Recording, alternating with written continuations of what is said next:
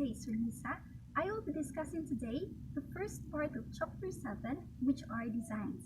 I am Marilyn Ramos, your student in RE 6011. Let us start with the difference between population and sample.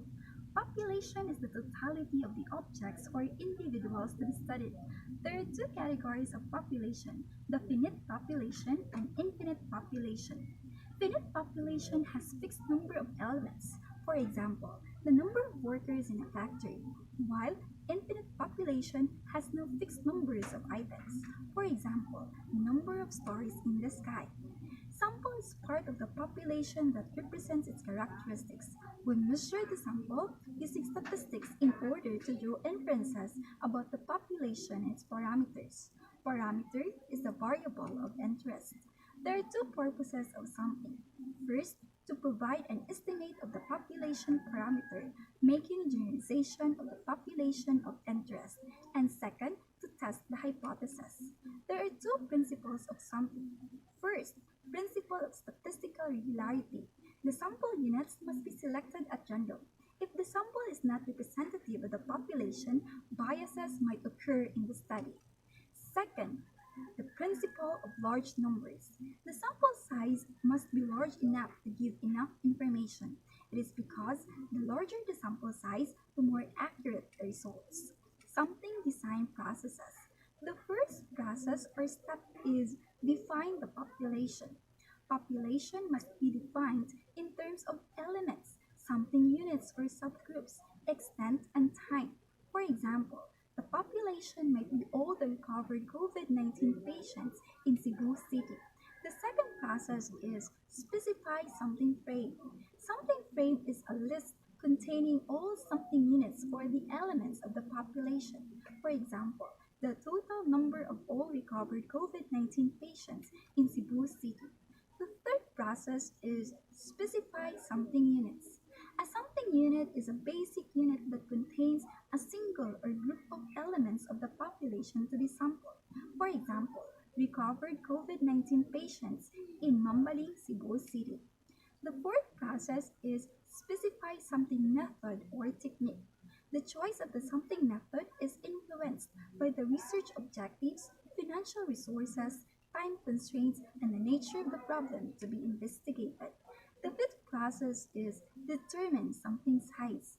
The sample size calculation depends primarily on the type of sampling designs used. The sixth process is specify sampling plan or design. Specifications and decisions regarding the implementation of the research process are outlined in this step. A proper specification of the sampling plans would make the researchers' work easy and they would not have to revert operational problems. The final process is select sample. This is the actual selection of the sample elements, which required a substantial amount of office and field work. When we form a statistical sample, we always need to be careful in what we're doing. There are many different kinds of sampling designs that can be used. Some of these are more appropriate than others. There are two approaches to sampling. The first one is probability sampling, which is also known as random or chance sampling or selection. We should be confused between random selection and random assignment because these are two different terms. Random selection or random sampling means each and every unit of the population has an equal and positive chance of being selected in the sample, while random assignment means every individual who was selected to participate in the experiment has an equal chance of being assigned to the experimental or control group. Random selection and random assignment are equal to experimental research. Random selection only is quasi-experimental research. Probability sampling enables the researcher to be absolutely confident about whether samples are representatives or not of the entire population. The major categories under probability sampling are simple random sampling, stratified random sampling, systematic sampling, and cluster sampling. The second approach of sampling is non-probability sampling. It is also known as out-of-coverage or under-covered sampling, in which the probability of selection cannot be accurately determined. It does not involve random selection of the samples. If the sampling is not random, then we are never quite sure what population is represented by our sample. Using such samples cannot be as confident in drawing conclusions about the whole population. There are four main categories of non-probability sampling designs. These are convenience sampling, purposive sampling, snowball sampling, and quota sampling. Probability sampling designs. The first probability sampling design is simple random sampling or SRS. It is the basic selection process of sampling in which every member of the population has an equal chance of being chosen. It is the most basic and common type of sampling design that is used in every quantitative social science research and in scientific research generally. Steps to conduct simple random sampling. First, make a list of your population. Second, assign a sequential number. Third, choose sample size. And fourth, use random number generator or any of the following methods. First, lottery method. The lottery method is the most primitive and mechanical example of random sampling. In this method, you will have to number each member of target population in a consequent manner, writing numbers in separate pieces of paper. These pieces of papers are to be folded and mixed into a box or container. Lastly, samples are to be taken randomly from the box or container by choosing folded pieces of papers in a random manner. For example, the names of 35 company employees out of 250 are being chosen out of a box. Second, using dice or cards. Rolling the die or dealing cards from a deck can give you a simple random sample, but in real life, you're usually dealing with people, not cards, and that can be a challenge. Third, using a random number table. One of the most convenient ways of creating a simple random sample is to use a random number table. This is commonly found at the back of textbooks on the topics of statistics or research methods. Most random number tables will have as many as 10,000 random numbers. These will be composed of integers between 0 and 9 and arranged in groups of 5. These tables are carefully created to ensure that each number is equally probable. So, using it is a way to produce a random sample required for valid research outcomes. Fourth, using a random number generator on a computer. Typically, the population being studied is large and choosing a random sample by hand would be very time-consuming. Instead, there are several computer programs that can assign numbers and quickly and easily select samples in random numbers. Many can be online for free. While computers would generate so-called random numbers, these are actually pseudo-random. The pseudo-random numbers are not truly random because hiding in the background, a deterministic process was used to produce the pseudo-random number. Fifth, simple random sampling with replacement or SRS-WR. In simple random sampling with replacement, members or items of the population can be chosen more than once for inclusion in the sample. For example, the researcher has 100 names each written on a piece of paper. All of these pieces of paper are put into a bowl and mixed up. He picks a name from the bowl, records the information to include that person in the sample, then puts the name back in the bowl, mixes up the names, and selects another piece of paper. The person that was just sampled has the same chance of being selected again. 6. Simple random sampling without replacement or SRS-WOR. In simple random sampling without replacement, members or items of the population can only be selected one time for inclusion in the sample. For example, the researcher puts 100 pieces of paper in a bowl, mixes them up, and randomly selects one name to include in the sample. This time, he records the information to include that person in the sample and then sets the piece of paper aside rather than putting it back into the bowl. Here, each element of the population can only be selected one time. Advantages of simple random sampling. First, it is simple. Simple random sampling is relatively simple to implement as individuals in the subset are selected randomly and there are no additional steps. Second, it it requires little prior knowledge of the population. Simple random sampling is more commonly used when the researcher knows little about the population.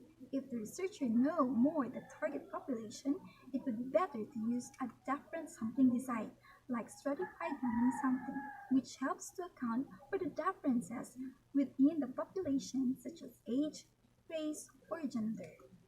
Third, if applied appropriately, simple random sampling is associated with a minimum amount of sampling bias compared to other sampling methods. It is considered a fair way to select a sample from a larger population since every member of the population has an equal chance of getting selected in a random manner. Fourth, it is easy to form a sample group if a large sample frame is available or accessible to any sources. Fifth, and the last one, research findings can be generalized. This is because representativeness of the sampling design and a little relevance of bias. Disadvantages of simple random sampling.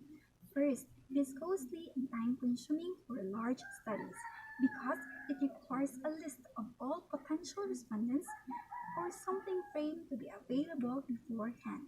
Second, large sample is necessary. It can be a major disadvantage in practical levels. Third, it is difficult to access lists of whole population if these are not readily accessible to the organization where the population belongs. Then, gathering information from other sources must be done. Fourth and the last, sample selection bias can occur. If the sample does not end up accurately reflecting the population it is supposed to represent, increasing the sample size is the best way to eliminate this problem. The second probability sampling design is stratified random sampling. It divides the population into smaller homogeneous groups called strata and takes a random sample from each stratum. Stratified random samples are used with population that can be easily broken into different subgroups or subsets. Some of the most common strata used in stratified random sampling include age, gender, religion, race, educational attainment, socioeconomic status, and nationality. For example, divide a population between men and women, then randomly select a given number of men and a given number of women. Types of stratified random sampling. First, proportional stratified random sampling. Each stratum has sample size is directly proportional to the population size of the entire population of strata. This means that each stratum has the same sampling fraction. The formula for proportional stratified random sampling is sample size for each stratum is equal to population size for each stratum divided by size of entire population times size of entire sample. Example, if you have four strata with 500, 1000, 1500, and 2000 respective sizes, and the research organization selects one half as sampling fraction, a researcher has to then select 250, 500, 750, and 1000 numbers from the respective stratum. Here is the table. For strata A, we have 500 as population size. Sampling fraction is one half. Then final sampling size result is 250. For strata B, population size is 1000. Sampling fraction is one half. Final sampling size result is 500. Strata C, population size is 1500. Sampling fraction is one half. And final sampling size result is 750. For strata D, population size is 2000. Sampling fraction is one half. Final sampling size result is 1000. The second type of stratified random sampling is disproportionate stratified random sampling. The different strata do not have the same sampling fractions as each other. The precision of using disproportionate stratified random sampling is highly dependent on the sampling fractions chosen and used by the researcher. Here, the researcher must be very careful and know exactly what they are doing. Mistakes made in choosing and using sampling fractions could result in a stratum that is overrepresented or underrepresented, resulted in skewed results. Here is the table. Strata A, population size is 500, sampling fraction is one half, final sampling size result is 250. strata B, population size is 1,000, something fraction is 1/3, final something size result is 333. Strata C, population size is 1,500, something fraction is 1/4, final something size result is 375. For strata D, population size is 2,000, something fraction is 1/5, then final something size result is 400. Advantages of stratified random sampling. First, it saves a lot of time, money, and effort of the researchers. This is because this type of sampling technique has a high statistical precision compared to simple random sampling. Second, it accurately reflects population being studied. It provides a better coverage of the population since the researchers have control over the subgroups to ensure all of them are represented in the sampling. Third, it always achieves greater precision than a simple random sampling, provided that the strata have been chosen so that members of the same stratum are as similar as possible in terms of the characteristics of interest. The greater the differences between the strata, the greater the gain in precision. Fourth, and the last, it is more convenient to stratify a sample than to select a simple random sample if the researcher is trained on how to best deal with different subgroups. Disadvantages of stratified random sampling. First, it cannot be used in all studies. Several conditions must be met to be used it properly. Researchers must identify every member of a population being studied and classify each of them into one and only one subpopulation. Second, the existing knowledge used to construct strata may be flawed. Stratified random sampling is disadvantageous when researchers cannot confidently classify every member of the population into a subgroup. Third, it can be difficult to identify appropriate strata for a study if the researcher lacks information of the samples. Fourth, overlapping can be an issue if there are subjects that fall into multiple subgroups. When simple random sampling is performed, those who are in multiple subgroups are more likely to be chosen. The result could be misrepresentation or inaccurate reflection of the population. Fifth, and the last one, it is more complex to organize and analyze the results compared to simple random sampling because the samples are divided into subgroups or strata. The third probability sampling design is systematic sampling. All members of a population are listed in order and samples are chosen at defined intervals. A systematic sample is chosen on the basis of an ordered system or regular pattern. It involves a random start and then proceeds with the selection start and then proceeds with the selection of every sampling interval from then onwards. In doing systematic random sampling in a population of size using a sample size, the sampling interval k is given as sampling interval is equal to population size divided by sample size. Example, to get a sample containing 8 students from a group of 4 students using systematic random sampling, the sampling interval is 40 divided by 8 is equal to 5. Advantages of systematic sampling. First, it is easy to execute and understand. This is particularly important for studies or surveys that operate with tight budget constraints. Second, the cluster selection is eliminated. Cluster selection, a phenomenon in which randomly chosen samples are uncommonly close together in a population, is eliminated in systematic sampling. Random samples can only deal with this by increasing the number of samples running more than one survey. This can be expensive alternatives. Third, it provides the researchers and statisticians with a degree of control and sense of process. This might be particularly beneficial for studies with strict parameters or a narrowly formed hypothesis, assuming the sample is reasonably constructed to fit certain parameters. Fourth and the last, it can have low probability of contaminating the data. Systematic sampling eliminates possibility of creating biases because it ensures that each sample element is a fixed distance apart from those that surround it. Disadvantages of systematic sampling. First, it can be inaccurate if the variation in the population does not coincide with a regular pattern. For example, if the population population exhibits periodicity. When creating a systematic sample, the researcher must take care to ensure that the interval of selection does not create bias by selecting elements that share a trait. Second, it assumes that the size of the population can be determined or can be reasonably approximated. For instance, suppose researchers want to study the size of rats in a given area.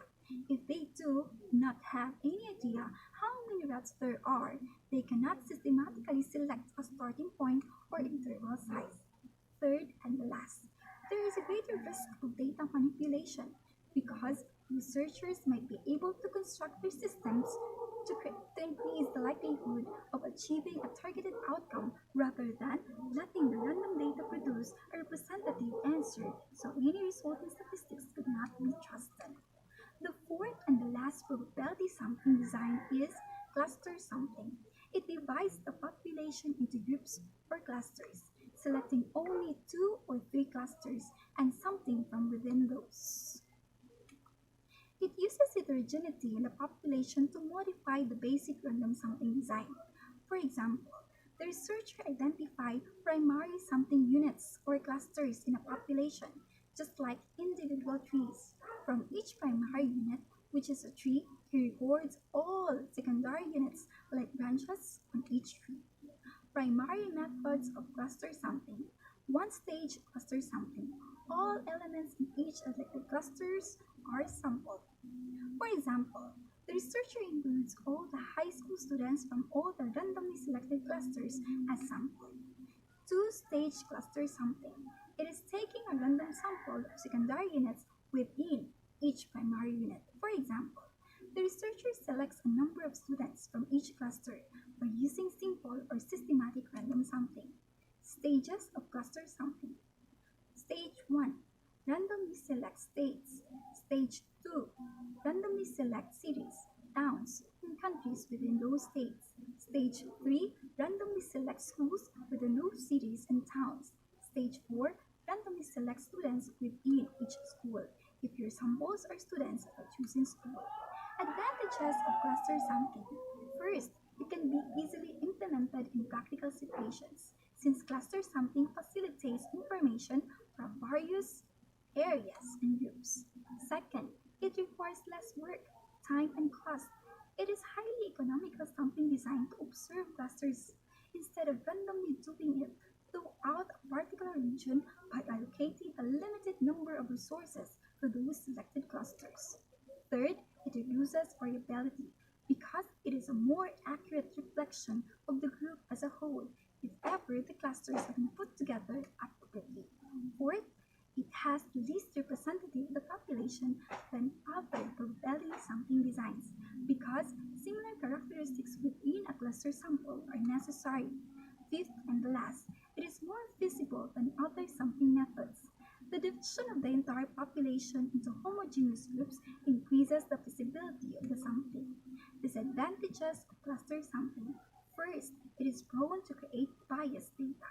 If the cluster sample are formed under a biased opinion, the inferences about the entire population will be biased as well. Second, sampling errors can be a major problem.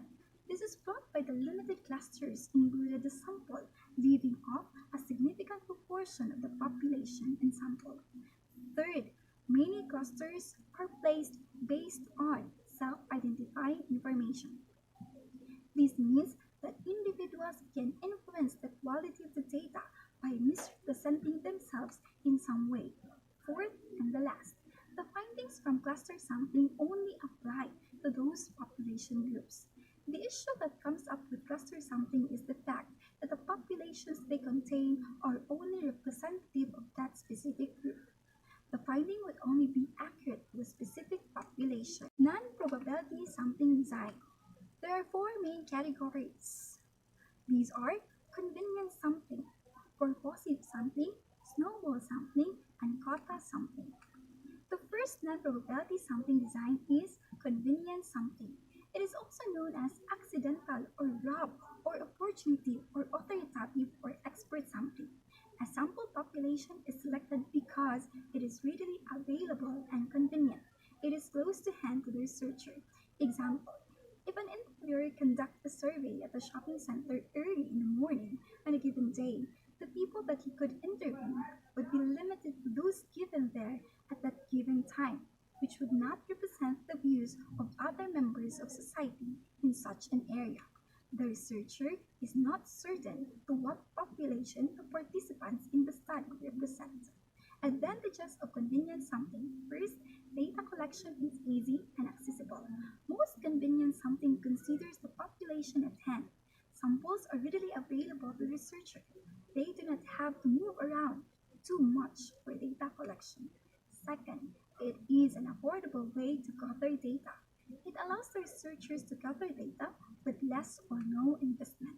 Third and the last, it provides almost real-time results because the samples may possess appropriate knowledge and understanding of the subject. Disadvantages of convenient sampling. First, a convenient sample does not provide a representative result. It does not reflect a generalized population group. Even if the researcher worked with a large group of people to collect a massive amount of data, still he cannot extract any generalities from the specificities given with an answer. It can lead to low validity of the study. Second, it is easy to provide false data with a convenient sample. Engaging someone in the research study might create a higher risk of receiving inaccurate data. If the researcher determines that accurate information is false, then the exclusion of that data will adversely influence the results of the convenient sampling. Third, it is challenging to replicate the results of convenient samples because a convenient sample literally grabs willing participants from nearby. It is impossible to replicate the circumstances or responses of the samples. Fourth, it does not identify subgroup differences.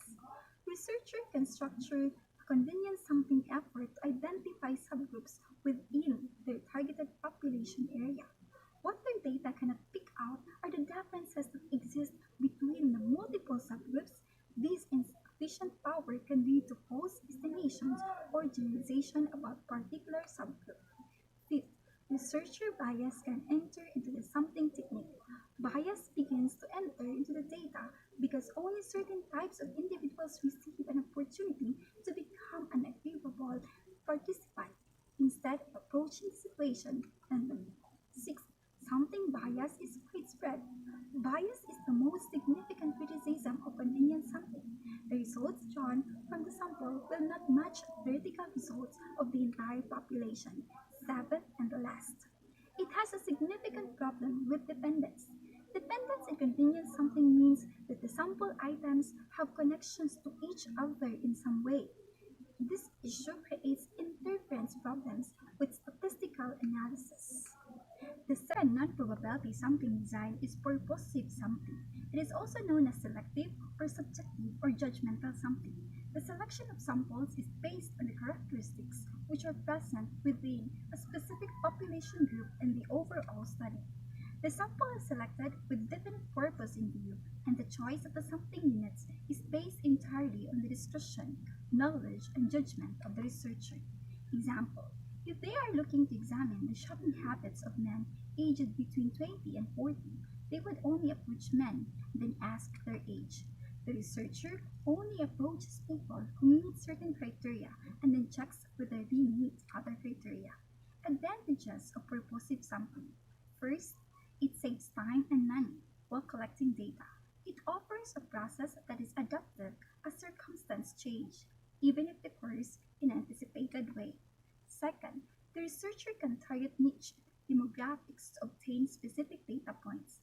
When researchers use the homogeneous purposive sampling design to collect information, then they are selecting individuals who have a shared set of characteristics. Third, it allows researchers to look at the averages in the data. It provides researchers with the justification to make a generalization from their sample. These efforts must be logical, analytic, or theoretical in nature to be valid. Fourth, it can be gleaned information from the various extremes of population groups. Purposive sampling can look at averages, but it will also help researchers to identify the extreme perspectives that are present in each population group as well. Fifth, the information collected has a low margin margin of error. When researchers approach a population group within a random survey, then the margin of error on their conclusions can be significant. Sixth, it is still possible to achieve a maximum level of variation in the purposive sample. By taking a heterogeneous approach to this research option, it is possible to select individuals from a diverse range of cases that are relevant to the issue being studied. The purpose of this design is to give researchers an opportunity to develop as much as insight as they possibly can into whatever key point is under observation or examination. Seventh and last, it can produce results what are available in real time. When researchers use surveys or polls to collect data from a specific population sample, then the information they acquire is useful in real-time situations. The members of the sample group all possess an appropriate level of understanding and knowledge about the subject being evaluated, which means there is less downtime involved. Disadvantages of purposive sampling. It provides a significant number of influential statistical procedures that are valid. When the researcher uses purposive sampling for information collection, then you will discover that there is a vast array of inferential statistical procedures that are present in the structure. These statistics become invalid. They allow the researcher to generalize from specific samples to a larger population group, making statements about the validity or accuracy of these discoveries. Second, this process is extremely prone to researcher bias because the sample is created in the first place that relies on the judgment of the researcher, as well as their personal interpretation of the data. Biases can be minimized when there is a citation, accepted criteria, or a theoretical framework.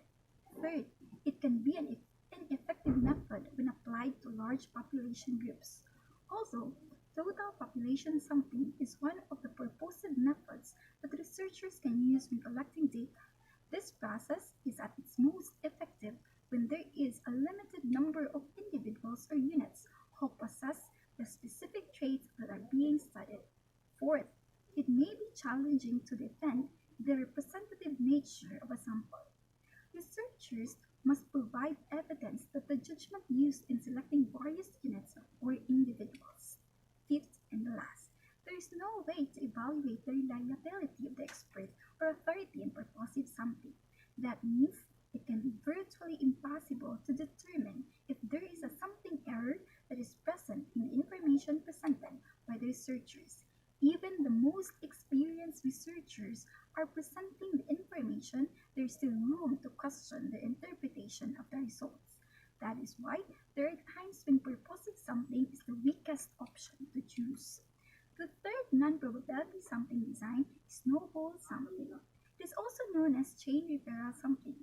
The existing subjects provide referrals to recruit samples required for a research study. Snowball sampling is where the researcher starts with one person who meets his criteria, then uses that person to identify others. This works well when the sample has very specific criteria. For example, if the researcher wants to talk to workers with a particular set of responsibilities, he might approach one person with that set and ask them to introduce him to others. Types of snowball sampling. First, linear snowball sampling. The formation of a sample group starts with one individual subject and provides only one referral. This pattern is continued until enough number of subjects are available for the sample. Second, exponential non-discriminative snowball sampling. The first subject is recruited and then he provides multiple referrals. Each new referral provides with more data for referral and so on until there is enough number of subjects for the sample. Third, exponential discriminative snowball sampling. Each subject gives multiple referrals. However, only one subject is recruited from each referral. The choice of a new subject depends on the nature of the research study. Advantages of snowball sampling. First, it is quick to find samples. Referrals make it easy and quick to find subjects as they become from reliable sources. An additional task is saved. For a researcher, this time can be used in conducting the study. Second and last, it is cost effective. Because referrals are obtained from a primary data source, it is convenient and not so expensive as compared compared to other sampling designs. Disadvantages of snowball sampling. First, it can have potential sampling bias and margin of error. This means a researcher might only be able to reach out to a small group of people and may not be able to complete the study with conclusive results. Second, the last, people might not be cooperative with the researchers. There are fair chances, even after referrals, that people might refuse to participate in the research studies. The fourth non-probability sampling design is quota sampling.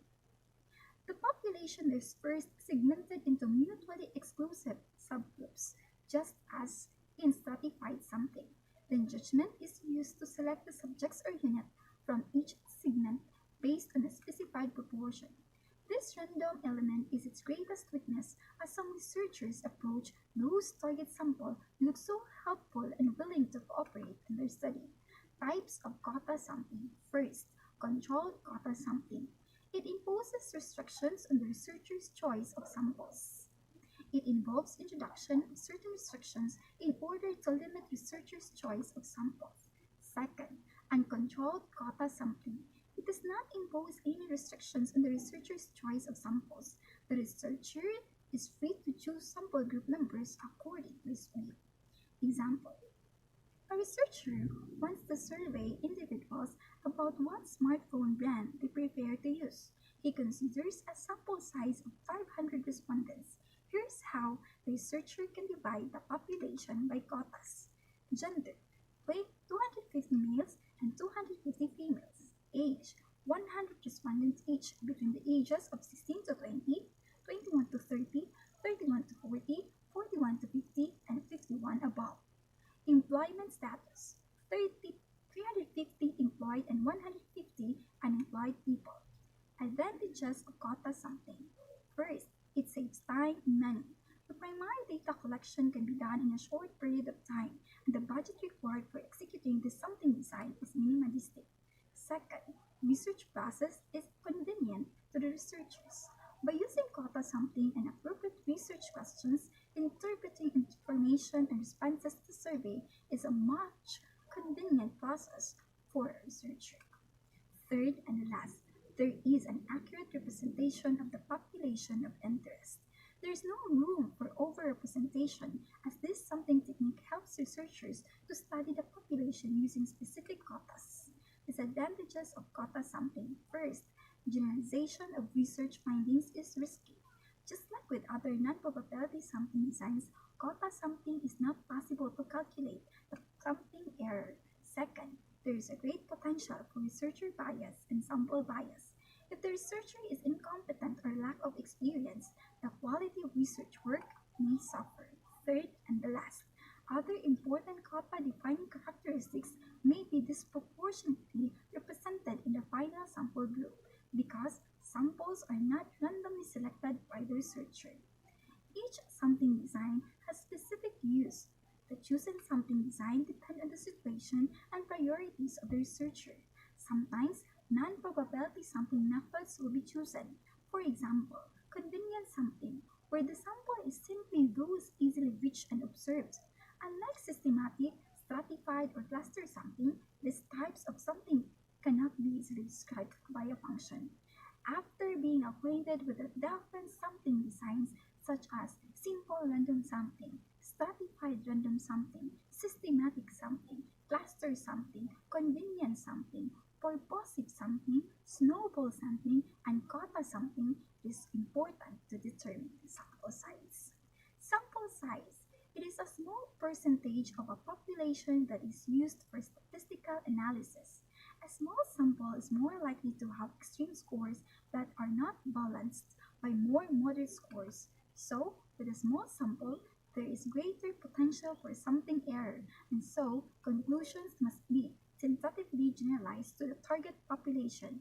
In drawing conclusions from small samples, it must be noted that the results may not reflect the entire population. It is helpful to know the characteristics of the individuals in the sample, so they can be compared with characteristics from the target population as a whole. Determination of sample size is probably one of the most important phases in the sampling process. Generally, The larger the sample size, the better is the estimation. For quantitative variables, the formula used for estimating the confidence interval for the population mean can also be used for determining the sample size. Here are the formulae for determining sample size. Sample statistics in which, for the mean, in which the population size is known. We have the formula for the sample statistics of the mean in which the population size is unknown. We have also the sample statistic for proportion in which the population size is known, and we have the sample statistics for the proportion in which the population size is unknown. A confounding variable is an extra variable that may affect the dependent variable. This can lead to erroneous conclusions about the relationship between the dependent and independent variables. These variables can be minimized through replication, randomization, and local controls of the experimental variables, according to Ronald A. Fisher, his Principles of Experimental Design. First principle, replication principle. Any treatment is repeated a number of times to obtain a valid and more reliable estimate than which is possible with one observation only. By replication, it means repetition of the basic experiments. Replication provides an efficient way of increasing the precision of an experiment. The precision increases with the increase in the number of observations. Replication provides more observation when the same treatment is used, so it increases precision. For example, if there are 3 treatments such as treatments A, B, and C, and there are 4 replications, then the number of elements is 12, since 3 treatments multiplied by 4 replication is equal to 12. Here is the sample. We have the different replications for this experiment.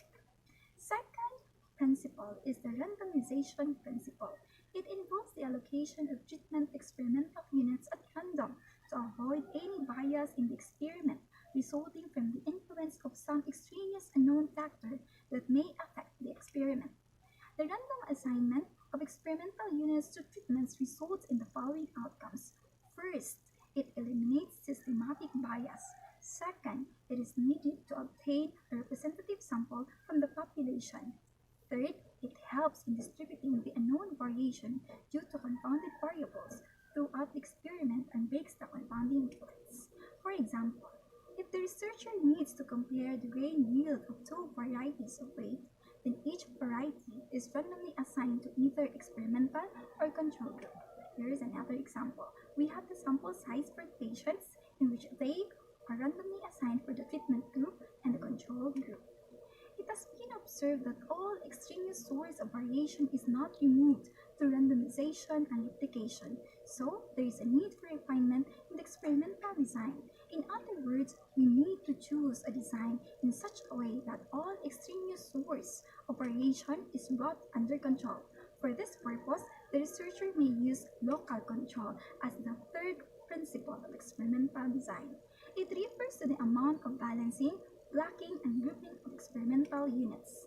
Balancing, it means that the treatment should be assigned to the experimental units in such a way that the result is a balanced arrangement of treatment. Here is the example.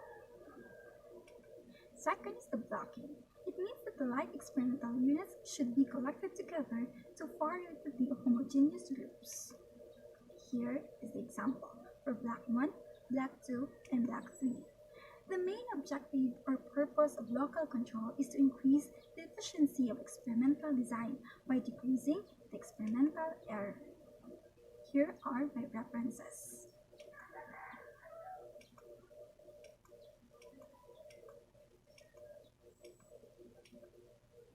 Thank you. Have a nice day.